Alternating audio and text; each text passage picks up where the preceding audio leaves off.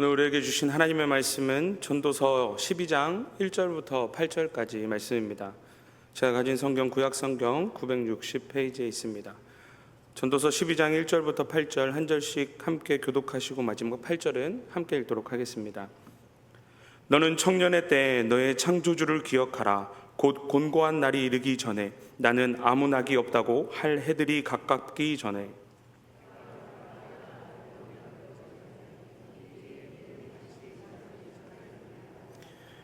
그런 날에는 집을 지키는 자들이 떨 것이며 힘 있는 자들이 구부러질 것이며 맷돌질하는 자들이 적음으로 그칠 것이며 창들로 내다보는 자가 어두워질 것이며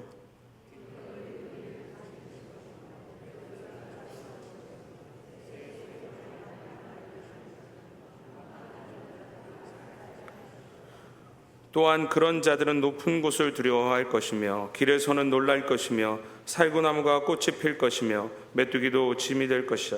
정욕이 그치리니 이는 사람이 자기의 영원한 집으로 돌아가고 조문객들이 거리로 왕래하게 됨이니라.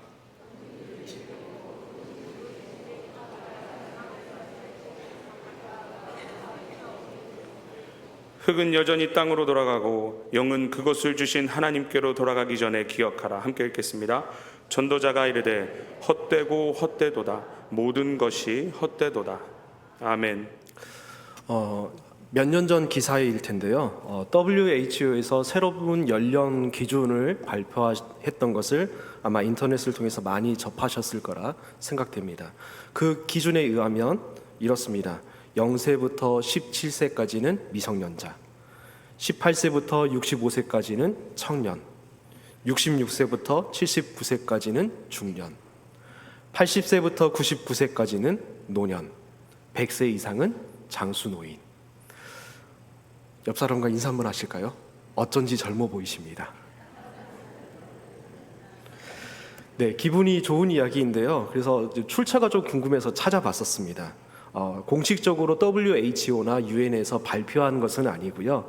2015년부터 인터넷이나 SNS를 통하여서 많이 공유가 됐었고 TV에서도 나왔던 정보입니다.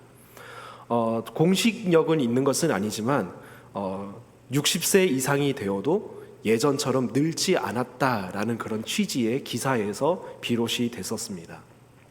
1800년대에만 하더라도 50대는 늙은 사람이라고 취급했었다라고 합니다.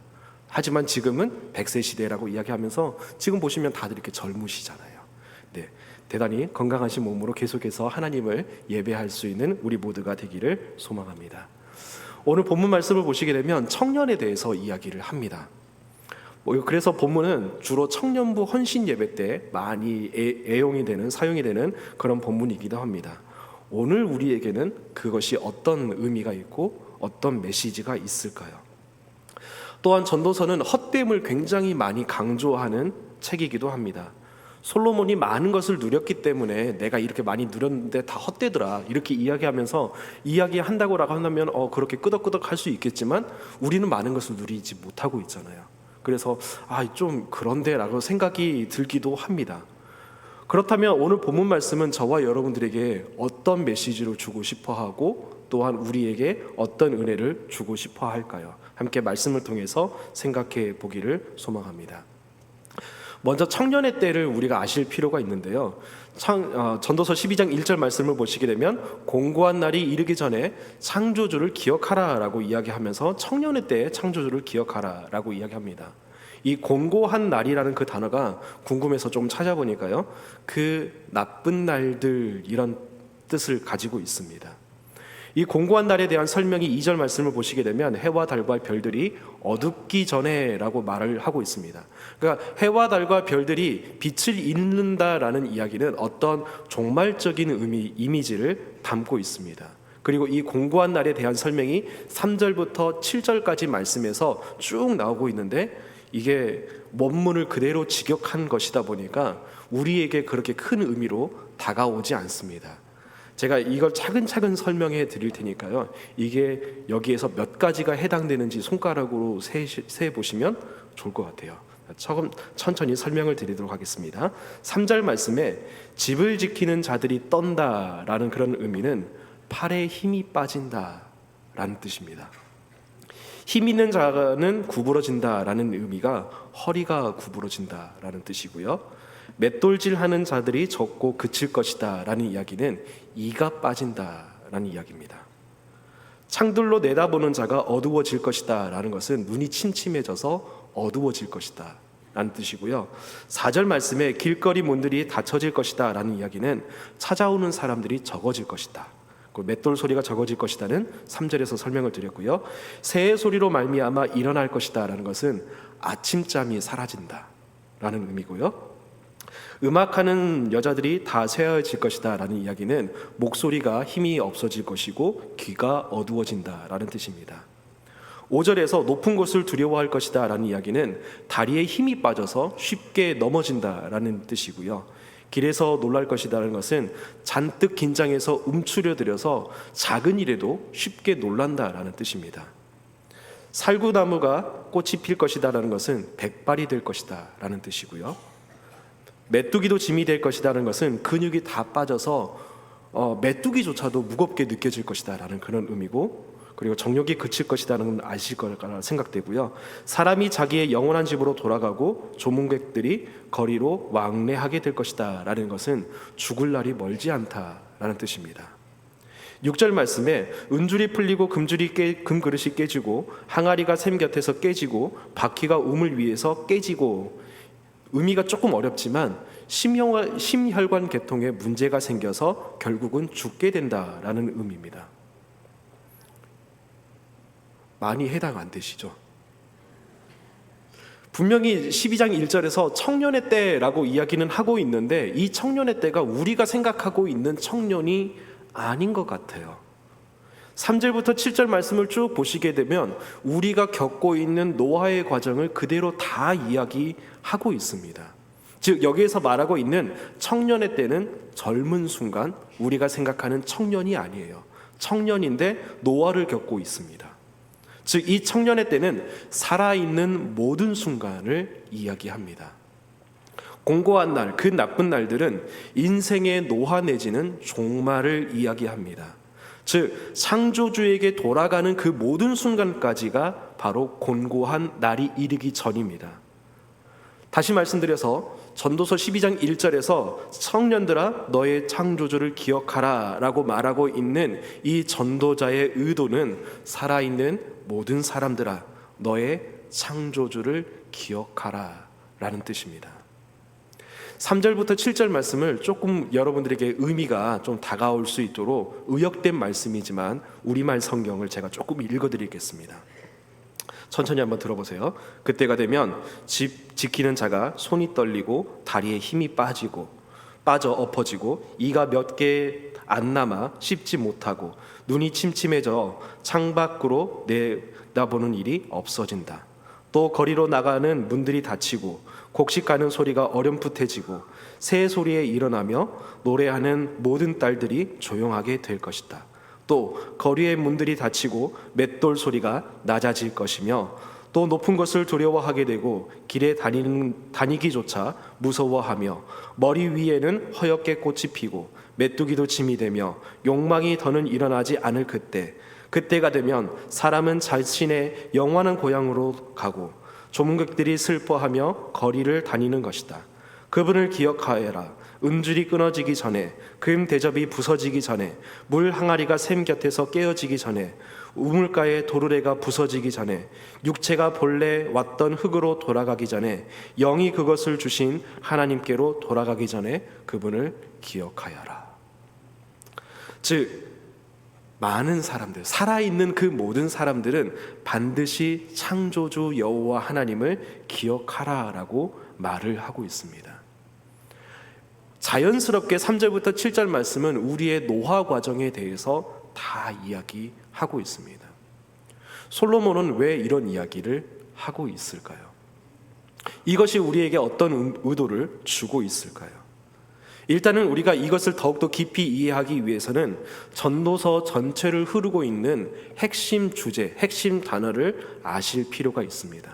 전도서 1장 2절 말씀입니다. 우리 함께 읽어보겠습니다. 전도자가 이르되 헛되고 헛되며 헛되고 헛되니 모든 것이 헛되도다. 아멘. 전도서 전체를 흐르는 단어입니다. 이 헛됨이란 단어가 전도서에서 무려 38회나 사용됩니다. 이 헛됨의 의미는 공허, 자만, 허영, 헛됨, 무의미, 호흡, 바람 이런 뜻을 가지고 있습니다. 이 헛됨이란 단어가 그러니까 별로 좋지 않다라는 것을 우리가 생각해 볼 수 있는데요. 이 헛됨이라는 헤벨이라는 단어를 사용했던 사람이 있습니다. 바로 우리가 너무도 잘 알고 있는 가인과 아벨입니다. 가인의 이름의 뜻은 얻었다라는 뜻입니다.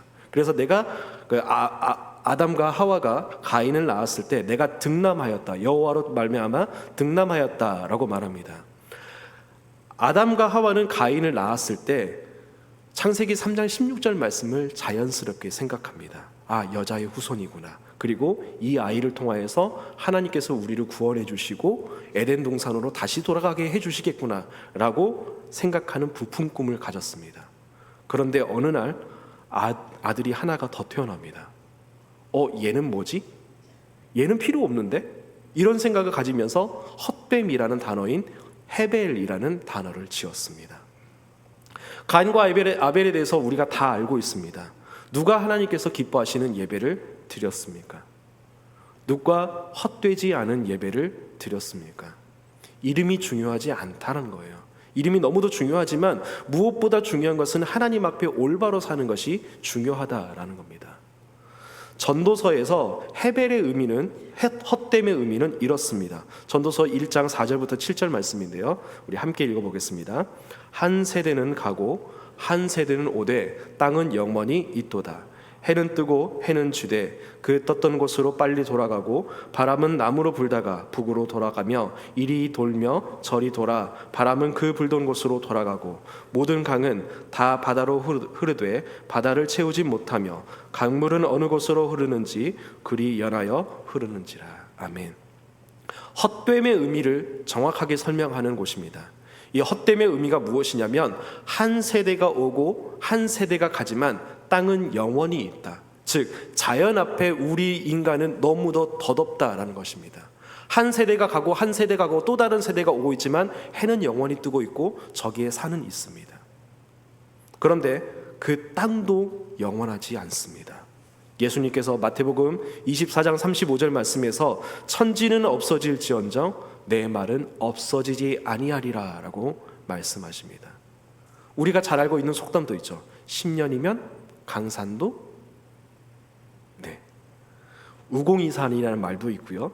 사만사온, 옛날 말이죠. 사만사온, 3일 따뜻하고 3일 춥고 4일 따뜻하고, 그 말도 지금 사라졌잖아요. 그리고 태풍이 지나가면 이제 시원한 가을이 된다고 하는데 이번 종달이 한번 보세요. 지나가긴 했지만 여전히 덥잖아요. 법칙이 깨어집니다. 자연이라는 것이 우리 인간이 생각해 볼 때 영원한 것 같지만 그 자연조차도 사라집니다. 즉 전도서의 헛됨의 의미는 빨리 사라지는 무의미한 것, 이런 뜻을 가지고 있습니다. 전도서에 또 하나 흐르는, 전도서 전체를 관통하는 또 하나의 단어가 있습니다. 바로 해 아래입니다. 전도서 1장 9절부터 10절까지 말씀인데요, 제가 읽어드리겠습니다. 이미 있던 것이 후에 다시 있겠고 이미 한 일을 후에 다시 할지라. 해 아래에는 새 것이 없나니 무엇을 가리켜 이르기를 보라 이것이 새 것이라 할 것이 있으랴. 우리가 있기 전 세대들에도 이미 있었느니라. 아멘. 혹시 이 찬양 아시는 분 계십니까? 해 아래 새 것이 없나니 이 죄인 살리신 주. 청년이십니다.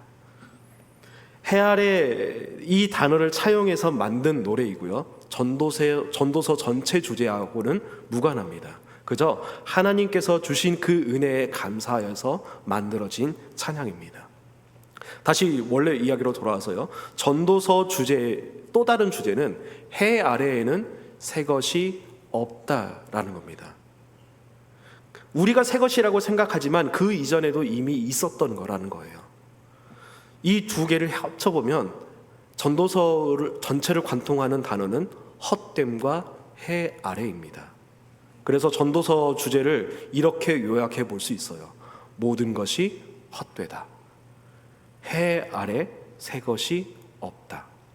이 두 가지를 합쳐보면 해 아래 모든 것은 헛되고 새 것이 없다 라는 결론이 나옵니다. 솔로몬은 우리보다 지혜로워요. 우리는 너무도 지식이 짧아서 해 아래 모든 것이 헛되고 새 것이 없다라고 한마디 하고 나면 끝이 나겠지만, 솔로몬은 너무도 지혜로워서 이 말을 여러 가지 비유를 통하여서 전도서에서 12장까지 걸쳐서 이야기하는 겁니다. 해 아래 모든 것은 헛되고 새 것이 없다. 자, 그러면 솔로몬 전도자가 이야기하고 싶은 것이 무엇일까요? 해 아래 모든 것이 헛되고 새 것이 없으니 허무주의나 공허주의에 빠져 인생을 포기하라는 뜻일까요? 해 아래 모든 것이 새 것이 없다, 모든 것이 헛되니 그냥 모든 것을 다 내려놓고 포기하라는 뜻일까요? 전도서 12장 9절부터 10절 말씀을 보시게 되면 이렇게 나와 있습니다. 전도자 솔로몬입니다. 전도자는 지혜자여서 백성에게 지식을 가르쳤고 깊이 연구하여 잠언을 많이 짓고 아름다운 말을 구하며 진리의 말씀들을 정직하게 기록하였다 라고 말합니다. 즉 솔로몬은 지혜자여서 백성들에게 어떻게든 하나님의 말씀을 가르치고 싶었다 라고 말하는 거예요. 그것을 12장 1절 말씀에서 찌르는 채찍, 잘 박힌 못수이라고 표현을 하고 있습니다. 즉 사람들에게, 백성들에게 자신이 가지고 있는 하나님의 놀라운 지혜를 알려주기 위하여서 여러 가지 말을 하면서 해 아래 모든 것은 헛되고 새 것이 없다라고 이야기하는 겁니다. 자, 그러면 솔로몬이 궁극적으로 이야기하고 싶었던 것은 무엇일까요? 다시 한번 전도서 우리가 찾아온 그 명제를 생각해 보겠습니다. 해 아래 모든 것은 헛되고 새롭지 않다. 이 말을 뒤집어 볼까요? 어떤 결론이 나오십니까? 해 아래 모든 것은 헛되고 새롭지 않다. 이 말을 뒤집어 보면 해 위의 것은 헛되지 않고 새로운 것이다 라는 결론이 나옵니다. 즉 솔로몬이 하고 싶었던 이야기는 해 아래 것을 찾지 말고 해 위의 것을 찾으라.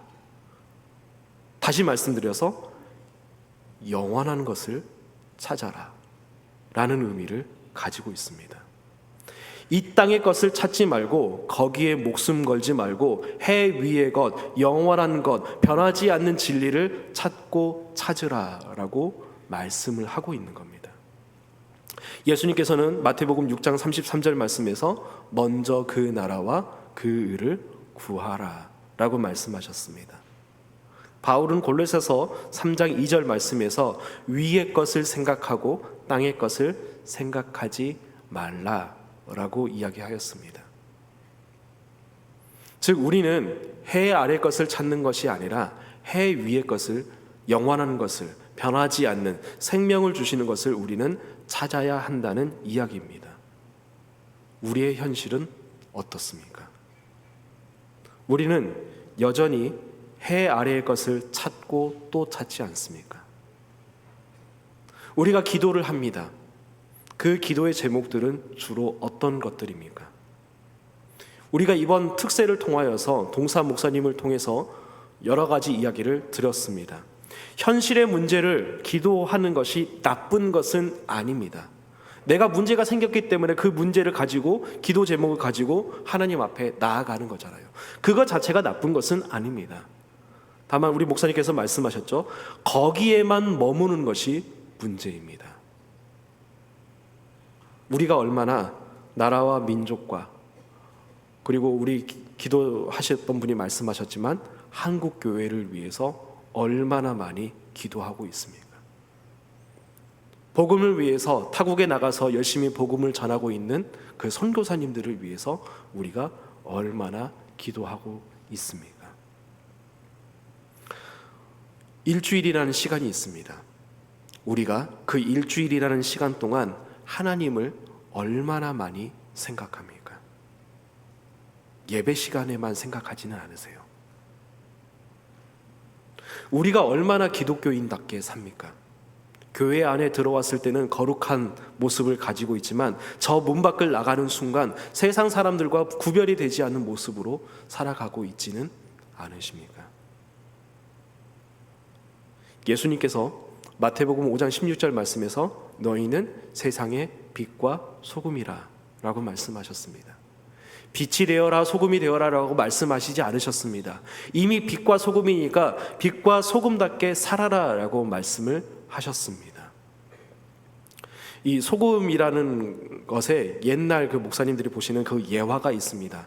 거길 보면 이런 예화가 있습니다. 세상 사람들에게 우리가 빛과 소금이라고 이야기를 하잖아요. 그런데 어느 성도님이 시장에 가서 물건을 막 깎습니다. 제값에 안 주고 물건을 막 깎습니다. 그런데 그 과일 가게 사장님이 예수님을 안 믿는 분이에요.